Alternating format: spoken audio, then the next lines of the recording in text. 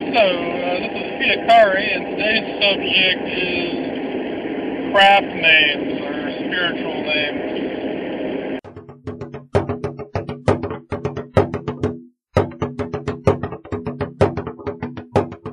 Well, my experience in the Celtic Reconstructionist community is that craft names aren't really they're not in the same sense, not in the same way that they may be in other traditions. I think that there is in the lore some support for the idea that people can change their names under certain circumstances that are big,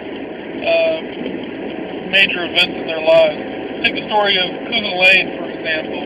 When Cuchulainn was a child, he killed the legendary hound that belonged to the blacksmith Cuchulainn, and this was like a super awesome hound, and this little boy killed it. And so Cuchulainn said that, well, I'll be your hound from now on.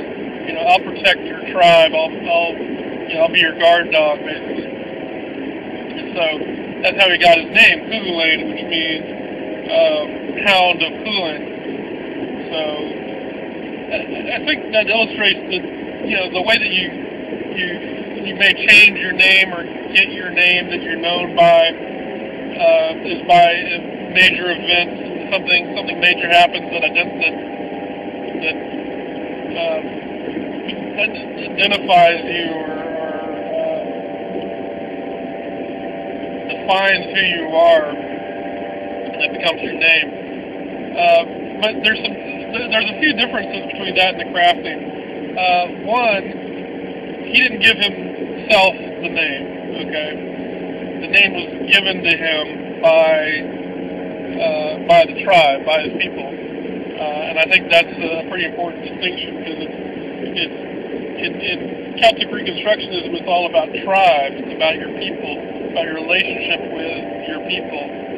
So if you get a new name, it's because your people gave it to you, and that's how you're known. Another difference is that it doesn't really have anything to do with spirituality per se. And what I mean by that is, like, in a lot of traditions, your craft name is your spiritual name,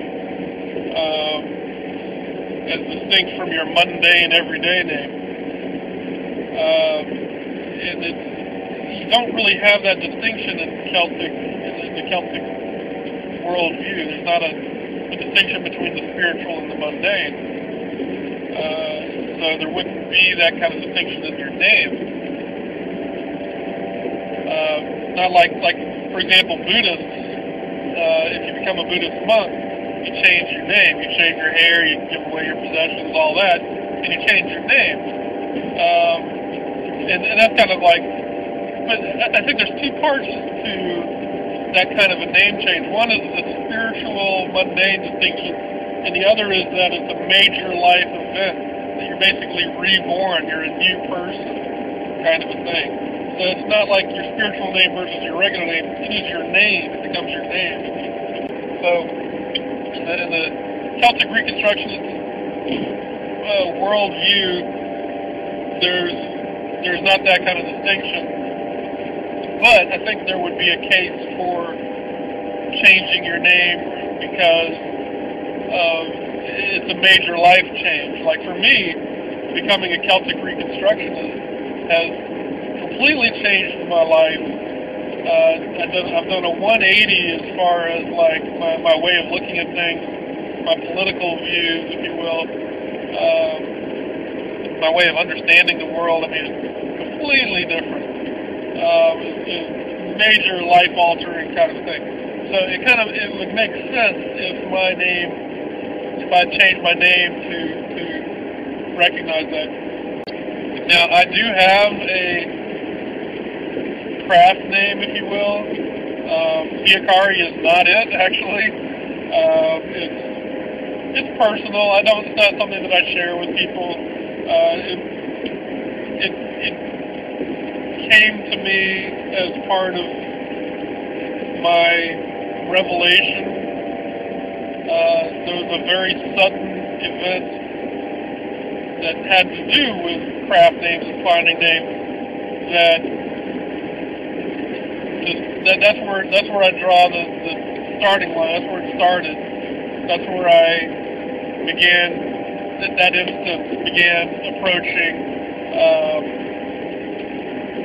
the Celtic gods as a religious experience rather than just a philosophical, psychological kind of a thing. That it was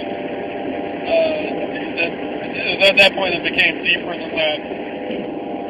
So having a different name, and the name is one that reflects, is more of a cultural thing too. It's an ancient Gaelic name. Of course, my real name is actually a Gaelic name too, but it's Welsh. But I digress.